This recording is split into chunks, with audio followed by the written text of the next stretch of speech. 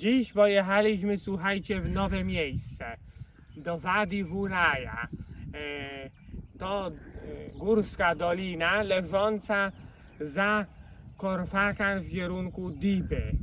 No i zobaczcie, droga, która tu prowadzi, wciąż jest częściowo pod wodą, bo przecina je strumyk, który prowadzi stamtąd, czyli z gór Hadżar, tam, czyli do ujścia do Oceanu Indyjskiego. Notabene dzisiaj jest brzydka pogoda, bo jest taka mgławica. Tego tu jeszcze tak nie widać, ale nad samym Oceanem Indyjskim, gdzie to zjawisko atmosferyczne ma swoją genezę, no ta mgławica daje się we znaki. Widoczność jest bardzo słaba. No i jesteśmy przy wjeździe do Parku Narodowego Vuraja. Tak jak czytałem, jest on zamknięty dla turystów, dla odwiedzających ponoć już od 9 lat. Nie tylko nie można wjechać tu samochodem z uwagi na te szlabany, ale również nie można tu wejść pieszo. Trzeba starać się o specjalne pozwolenia, zważywszy na to, jak potraktowali nas w biurze turystyki Emiratu Fudżajra, gdzie czekamy 3 miesiące na pozwolenia do innych miejsc, no to można o tym zapomnieć. A szkoda, bo jest to ponoć fajne miejsce, gdzie regeneruje się biosferę obecnie, dlatego też jest zamknięte niestety. Przyjechaliśmy znowu do Diby. Jak być może pamiętacie, są 3 Diby. Diba al-Hisn, która należy do Emiratu Sharjah, Diba al-Fudżajra i Diba Oman, Musandam. Tak naprawdę jest to jedna aglomeracja miejska. Miasto leży nad Oceanem Indyjskim, otoczone jest górami Hadżar. Oczywiście nie mogło zabraknąć tu oazy palmowej.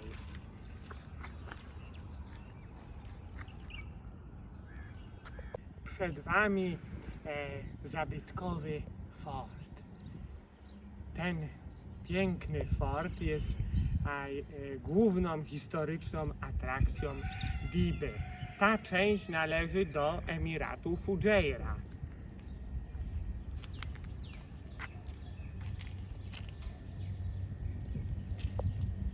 W forcie nie mogło oczywiście zabraknąć drabinki. Tak oto wychodzimy na szczyt wieży strażniczej.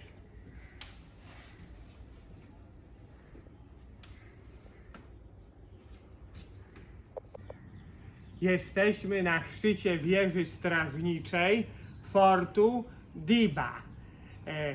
Widać stąd oazę palmową, która leży w bezpośrednim sąsiedztwie fortu, góry Hadżar, nad którymi właśnie zaszło słońce, i zabudowania miasta Diba. Teraz jesteśmy w Diba Heritage Village. Dzięki uprzejmości ciecia możemy zwiedzić w środku. W środku oczywiście są poduchy, no i oprócz tego dawne fotografie, które przedstawiają, jak wyglądała Diba. Była kiedyś to biedna wioska rybacka. Biedniejsza niż wioski na zachodnim wybrzeżu, nad Zatoką Perską, bo tam przynajmniej były perły, a tutaj głównie mieszkańcy zajmowali się połowem ryb. Ale była, patrzcie, dawniej była tu stacja benzynowa Shell. Teraz w Zjednoczonych Emiratach Arabskich nie ma Shella. Na terenie Diba Heritage Village stworzono niewielką plantację. Rosną tu bananowce tam w tle, ale również posadzono niewielkie papaje. No i rośnie tutaj też dorodna trzcina cukrowa.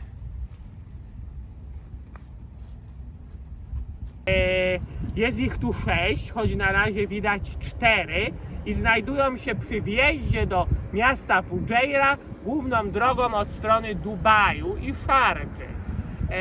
Są to wieże strażnicze bardziej niż forty. I jeszcze pamiętajcie, w podręcznikach ekonomii uczyli mnie, że prices and wages are sticky, czyli płace i ceny są lekkie. Dlatego idioci mogą trąbić, że inflacji w USA i na świecie nie ma, albo lada moment nie będzie, ale to brednie. Walka z inflacją będzie długa i kosztowna. Pamiętajcie, prawa ekonomii się nie zmieniły, choć wielu propagandzistów twierdzi inaczej. Oto pierwsza z 6 wież strażniczych, która dawniej szczegła bram miasta Fujairah.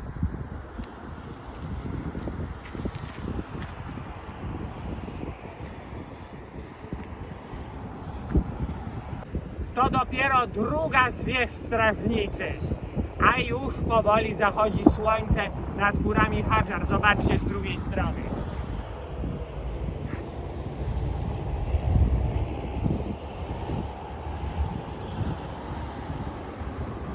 To już trzecia z wież strażniczych strzegących miasta Fujairah.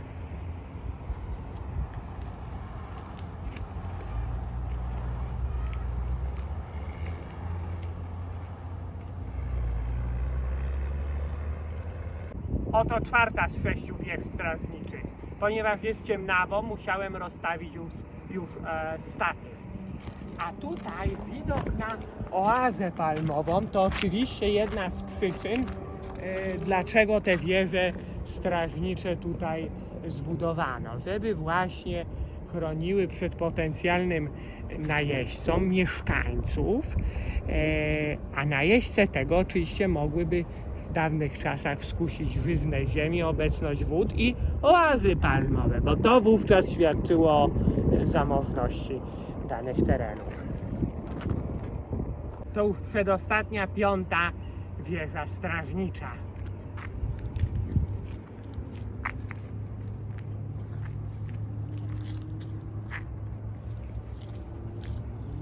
Dotarliśmy do ostatniej, 6. wieży strażniczej. Akurat jest zachód słońca, dlatego że muezin wzywa właśnie na wieczorną modlitwę.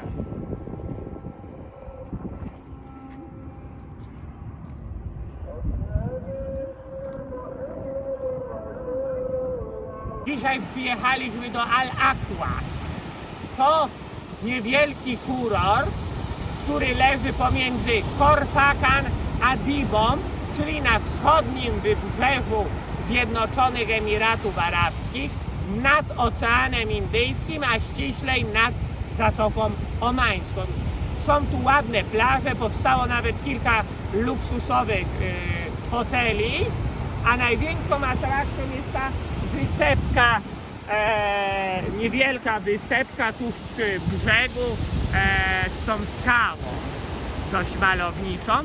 I słuchajcie, nie wiadomo do końca dlaczego ta wysepka nazwę nosi taką: Snoopy Island. Patrząc na tą wysepkę, macie jakiekolwiek skojarzenia z sympatycznym pieskiem o imieniu Snoopy? Jesteśmy w cudownym miejscu, Al-Aqwa Heritage Village, czyli wioska dziedzictwa, dość popularne zjawisko w Zjednoczonych Emiratach Arabskich. Tutaj dodatkowo urozmaicone zabytkowymi samochodami. Zobaczcie, o, tutaj marka samochodów już nieistniejąca, tu Jupek. Trochę brzmi jak nazwa indyjskiego plemienia. Chociaż słuchajcie, teraz nie wolno już mówić Indianie, teraz trzeba mówić rdzenni Amerykanie. Kolejny sportowy samochód, brytyjski Triumph GT6. Zobaczcie, niski, sportowy. Triumfy były bardzo popularne w latach 60., 70. Były to kultowe brytyjskie samochody sportowe. A zobaczcie na tego śmiesznego, acz ładniutkiego, dostawczego, zabytkowego Peugeota w modrym kolorze. żadna szanująca się kolekcja samochodów zabytkowych nie może pominąć Forda T. No i oczywiście w Al-Aqwa Heritage Village nie zabrakło tego kultowego samochodu. Tutaj przed Wami egzemplarz z roku 27 w zaskakującym kolorze czarnym. Aqua Heritage Village jest bardzo interesującym miejscem. Urządzono tu kilka takich mini muzeów. W jednym z nich właśnie jesteśmy teraz i zgromadzono to eksponaty numizmatyczne i filatelistyczne oraz banknoty, wszystkie związane z Półwyspem Arabskim.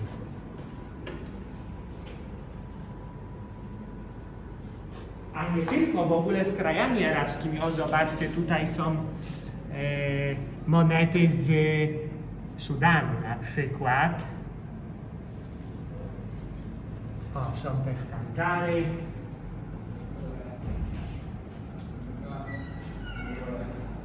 Eksponaty w Muzeum Klasycznych Samochodów w Al-Aqwa Heritage Village są naprawdę wspaniałe.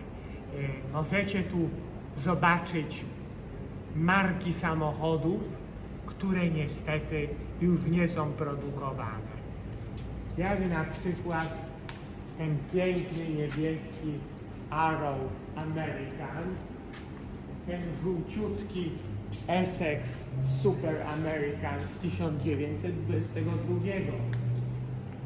ten beżowy Packard, kolejny Packard, czarny. A tutaj prawdziwa gratka dla miłośników zabytkowych samochodów. Wspaniały Rolls-Royce z 1930 roku w pięknym bordowo-białym kolorze.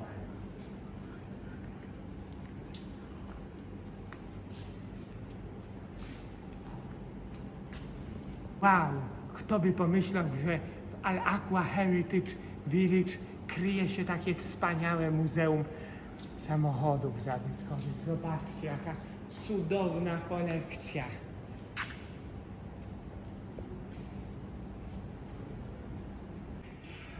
Zobaczcie na ten wspaniały samochód. To Whippet.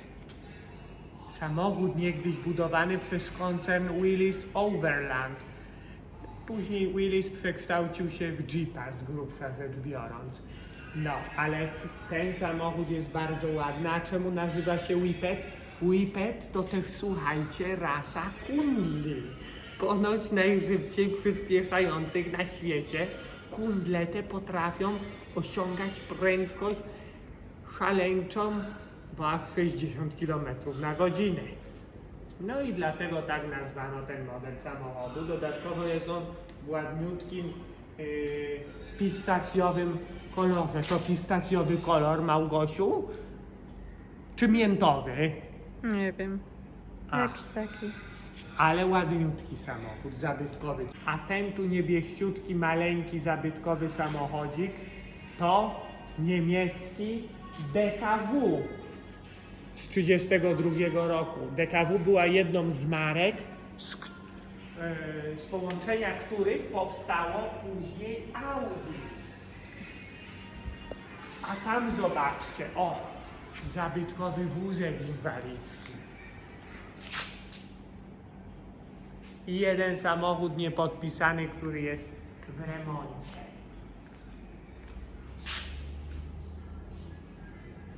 Teraz przed Wami prawdziwy amerykański hot rod. To Ford z 1927 roku po przeróbkach z potężnym silnikiem, który sprawia, że może startować w wyścigach, a w trakcie przyspieszania jego przednie koła unoszą się do góry. To nie jest typowy silnik, to chyba silnik odrzutowy jest. Tutaj relay, piękny, biały, zabytkowy. Z tej strony z kolei kolejny zabytkowy. Taka Citroen, Francja. Daimler British, piękny, zabytkowy protoplasta współczesnych Mercedesów z 1939 roku i Rolls-Royce. Kolejny. Dziś wybraliśmy się do Muzeum Figur Woskowych Madame Tussauds, Dubaj. Mieści się ono na Blue Waters Island. Blue Waters Island to już wyspa na zachodnim krańcu Dubaju, tuż przy Jebel Ali, strefie przemysłowej. Mieści się tutaj to Dubai Eye, czyli imitacja London Eye. No i wizyta w Muzeum Figur Woskowych nie jest dla nas pierwszyzną. Z Małgosią byliśmy w oryginalnym Muzeum Madame Tussauds w Londynie, a dodatkowo ja z mamunią, follow her by the way, byłem również w Muzeum Grevin w Paryżu i w Muzeum Figur Woskowych w Barcelonie, którego nazwy już niestety nie pamiętam.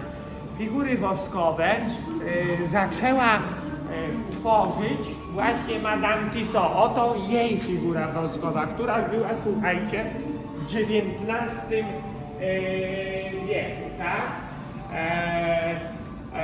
Urodziła się już, nie, przepraszam, urodziła się jeszcze w XVIII wieku. Pierwsze maski pośmiertne stworzyła na początku XIX wieku, w 1802. Były to maski pośmiertne ściętych szlachciców, przedstawicieli arystokracji po rewolucji francuskiej. Później przeniosła się do Anglii, gdzie spędziła 33 lata właśnie tam, na Wyspach Brytyjskich. A tą oto figurę woskową stworzono ponoć, gdy ona miała 22 lata, czyli w 1783. No a tutaj figury znanych osobistości, królowa Elżbieta II, która niedawno niestety odeszła, była najdłużej panującą królową, a tutaj nasz ulubiony prezydent Donald Trump wraz z żoną Melanią Trump oczywiście.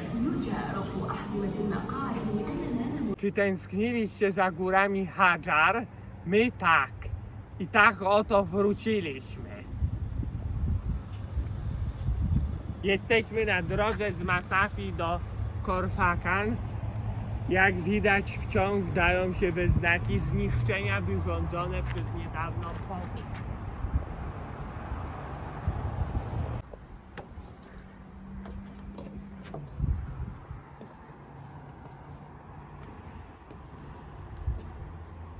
No, udało nam się i wyszliśmy. Zobaczcie, jestem spocony jak hipopotam. Było to strasznie stresujące iść po takim rusztowaniu drewnianym, ale udało się i było warto. To jest cudowny fort. Jest on nienazwany, ale leży nad tamą Al-Rafisa, więc myślę, że możemy go nazywać, określać mianem Al-Rafisa Fort. Oto widok z fortu. Ta tama to Rafisa Dam. A za tymi górami jest już Korfakan. Tu byliśmy nad samą tamą z mamunią jakiś miesiąc temu już.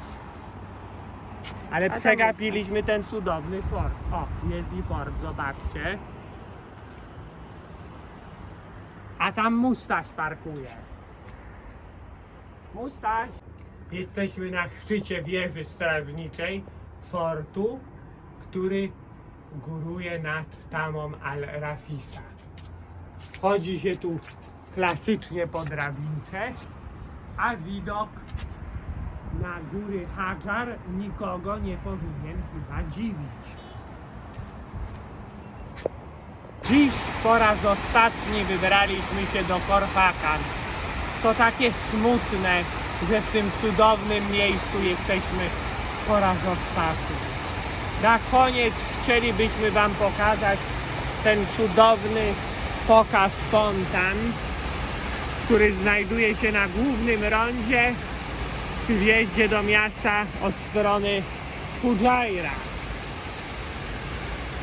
Fontanny te były nieczynne przez dłuższy czas po powodzi, ale jakiś miesiąc temu wznowili ich pokaz.